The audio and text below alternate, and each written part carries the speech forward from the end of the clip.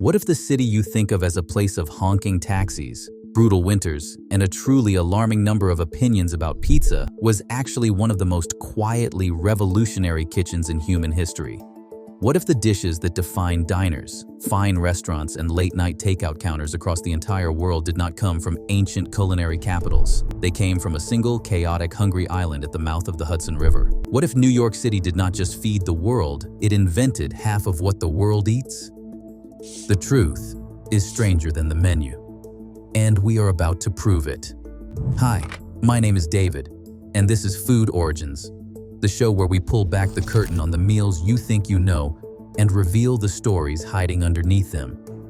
And I have to be honest with you, before I started researching this episode, I thought I knew New York food, the bagels, the pizza, the hot dog carts. But what I found went so much deeper than any of that. 11 dishes, 11 moments where something entirely new was born in a kitchen, a hotel, a diner, or, in at least one case, someone's absolute desperation to use up leftovers.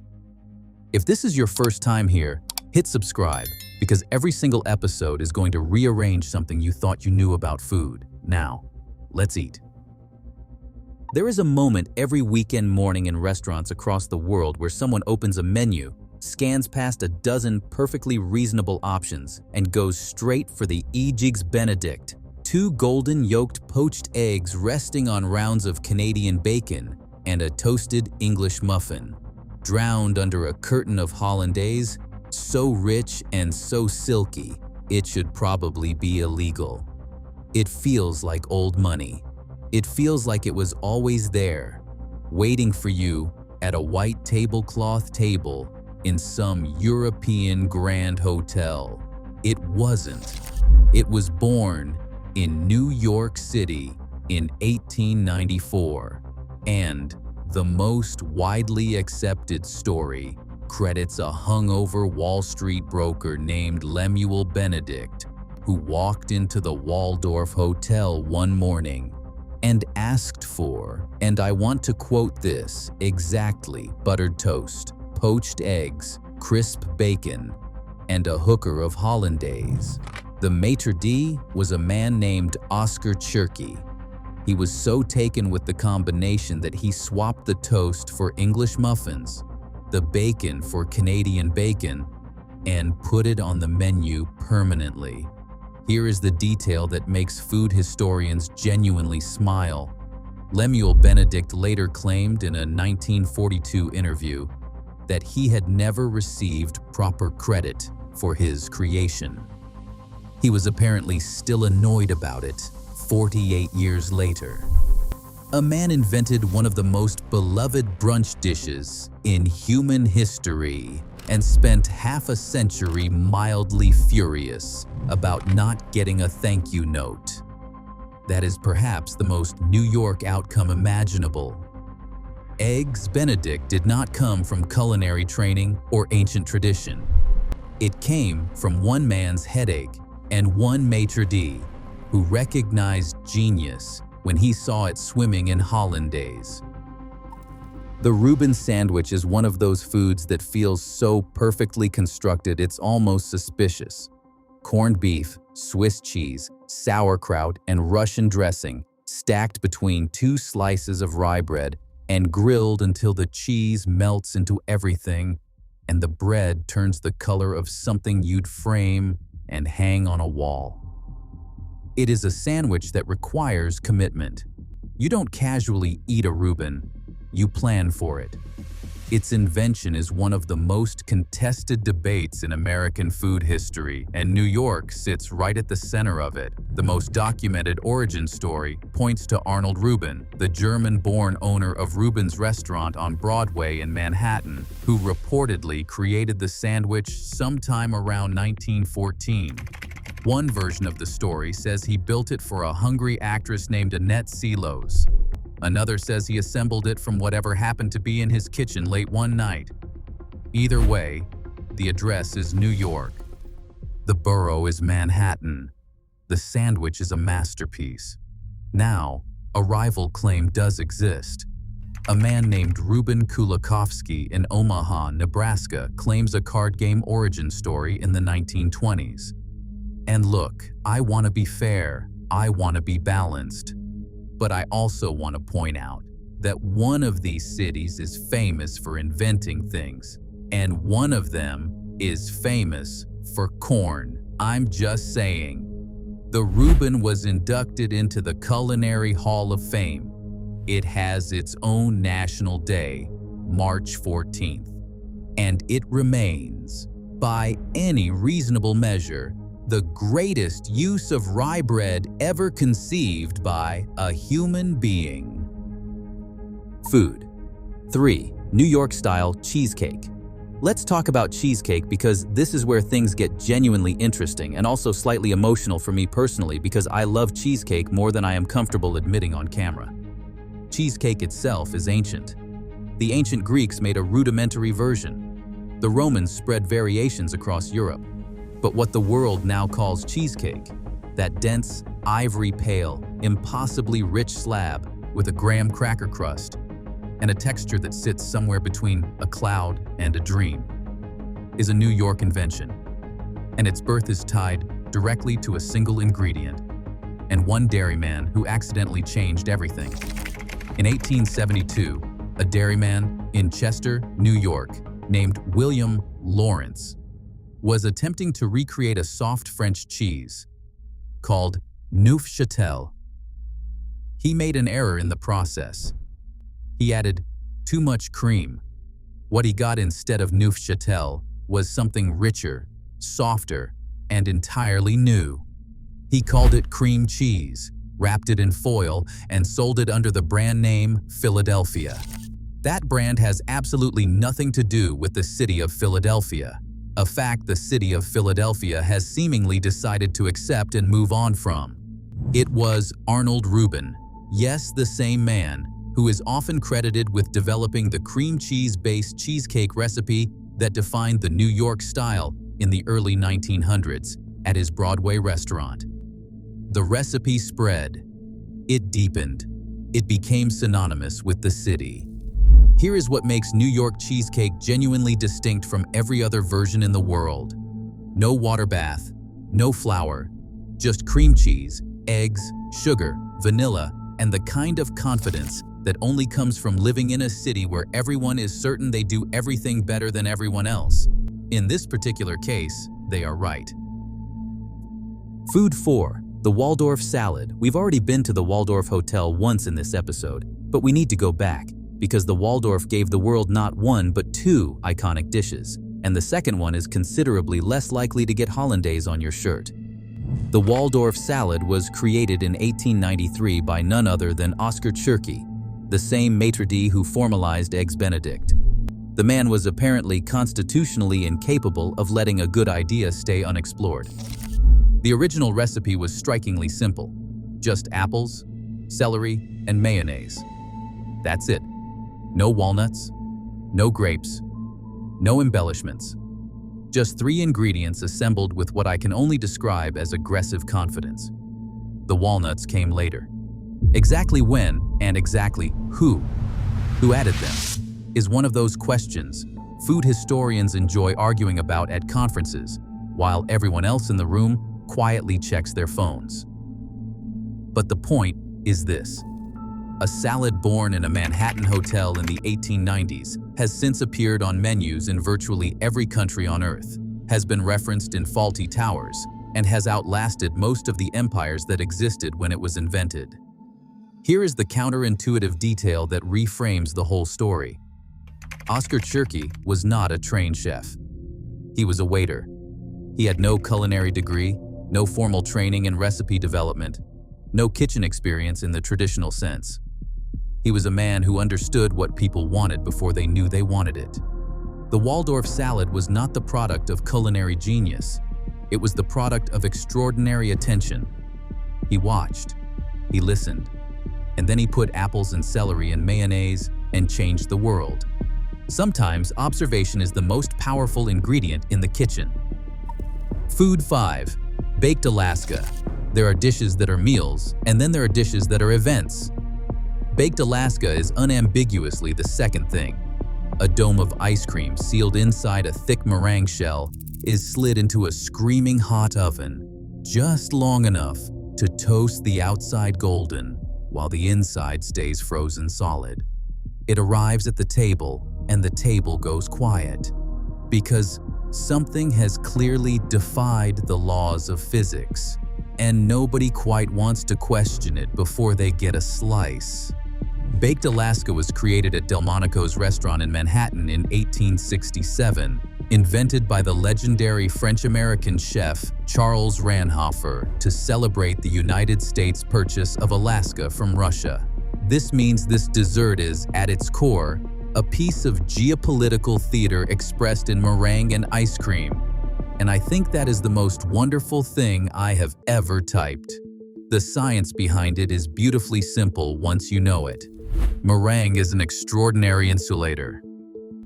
The tiny air bubbles trapped in the beaten egg whites form a thermal barrier that prevents heat from penetrating to the ice cream inside during the brief time it spends in the oven. Charles Ranhofer was not defying physics. He was using physics, elegantly, in the service of dessert.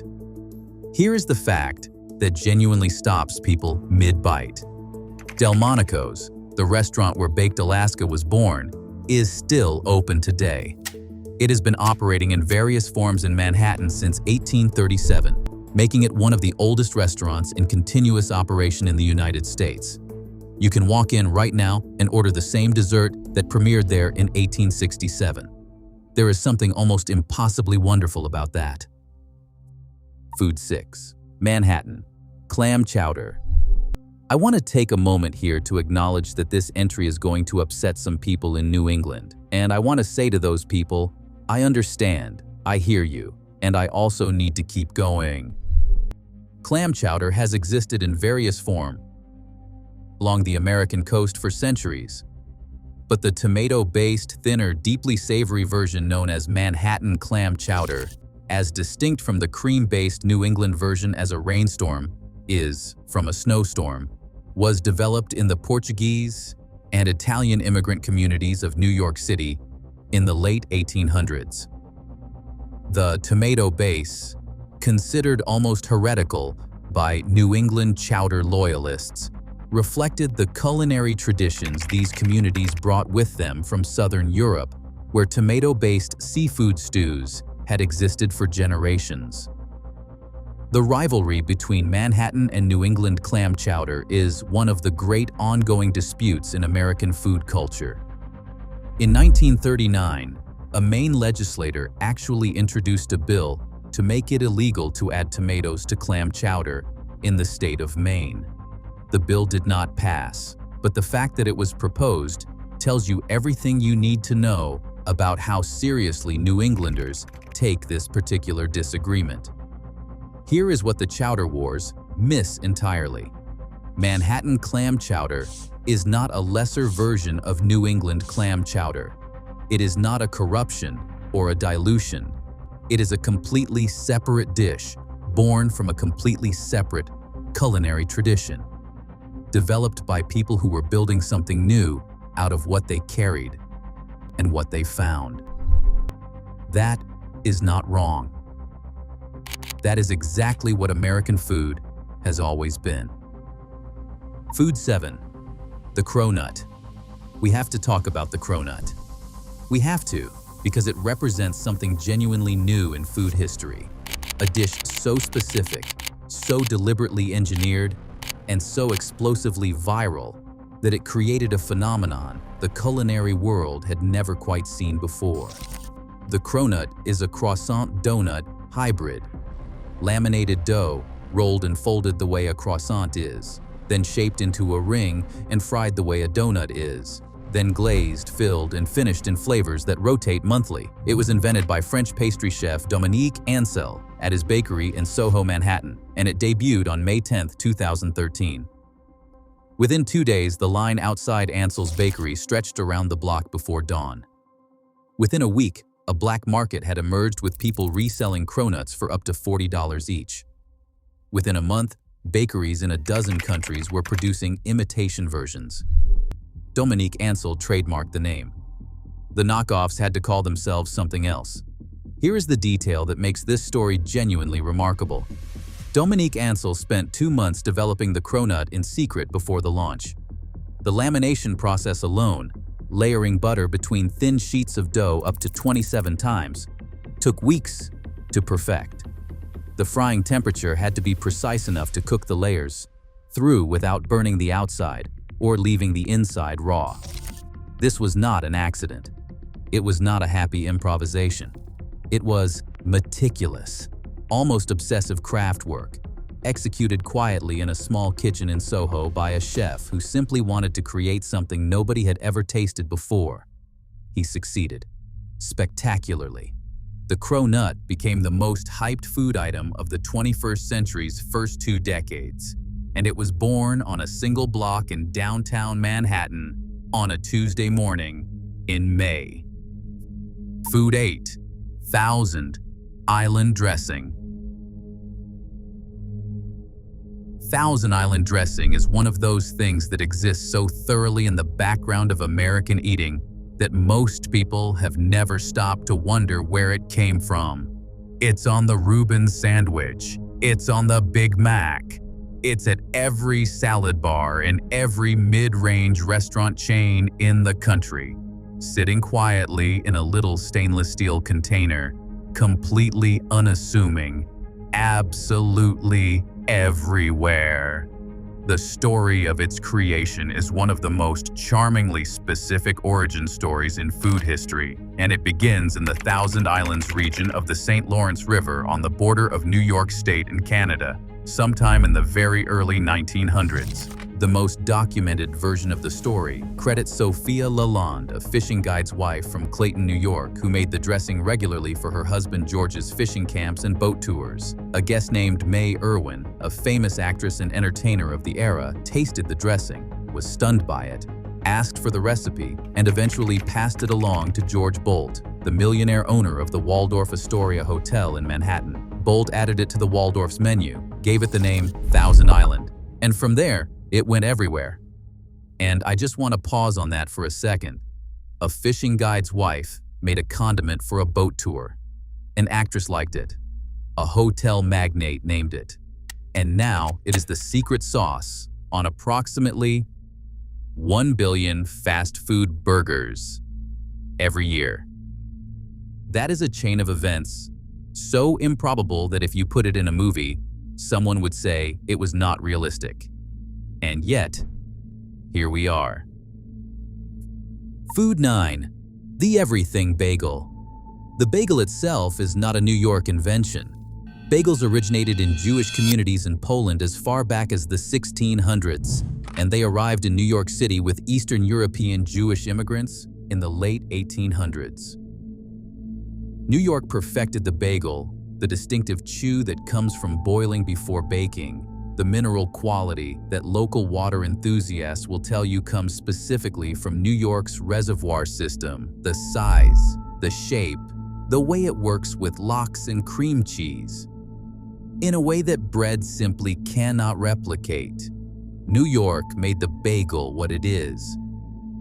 But the everything bagel, that specific, gloriously excessive combination of sesame seeds, poppy seeds, dried garlic, dried onion, and salt that covers every square millimeter of the crust, is a New York City invention with a surprisingly recent and surprisingly democratic origin story. The most widely credited creator is a man named David Gusson, who worked at a bagel shop in Howard Beach, Queens in the 1980s.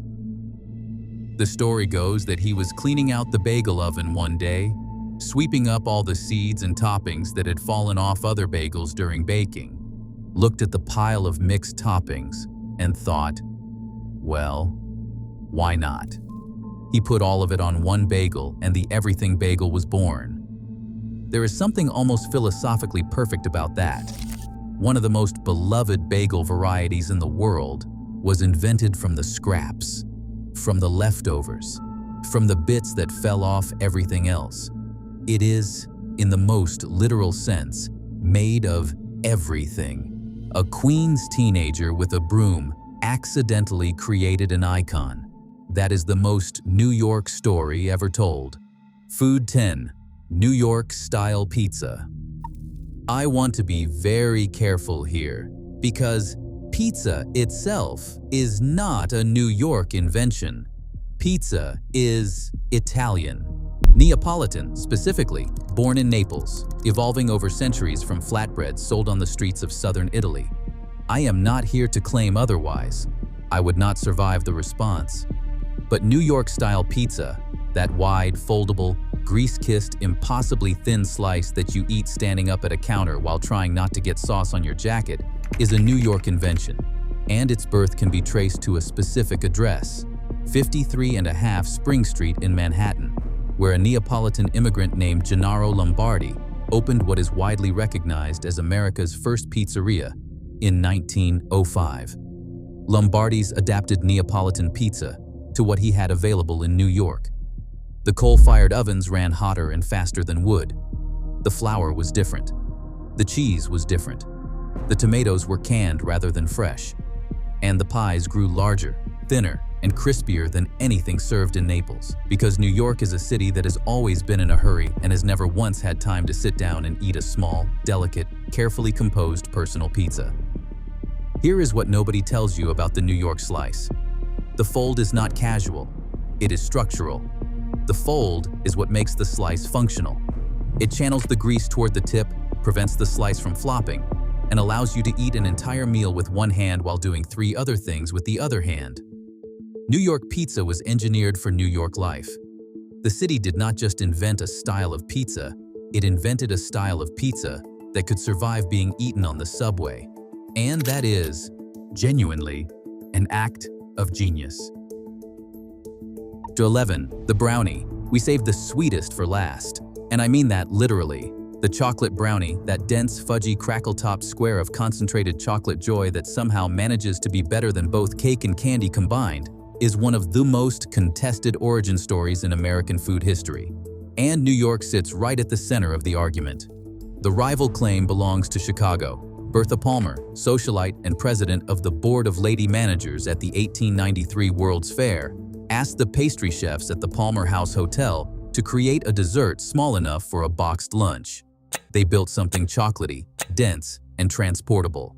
Chicago has documentation. Chicago has a legitimate case. But here is what Chicago does not have. The first published brownie recipe in America appeared in the Boston Cooking School magazine in 1906, based on a recipe developed and circulated in New York.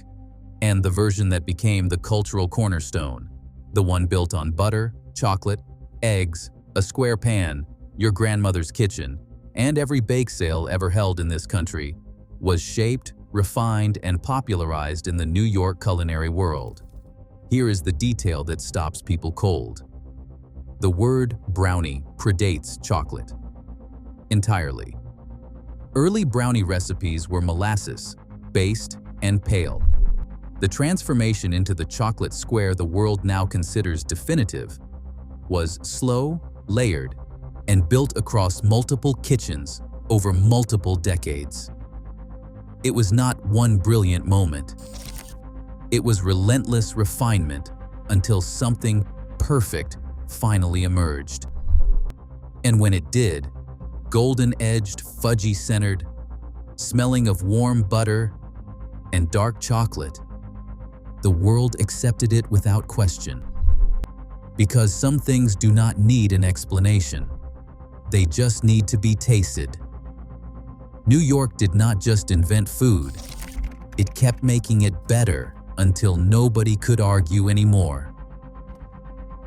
I'm David. This is Food Origins.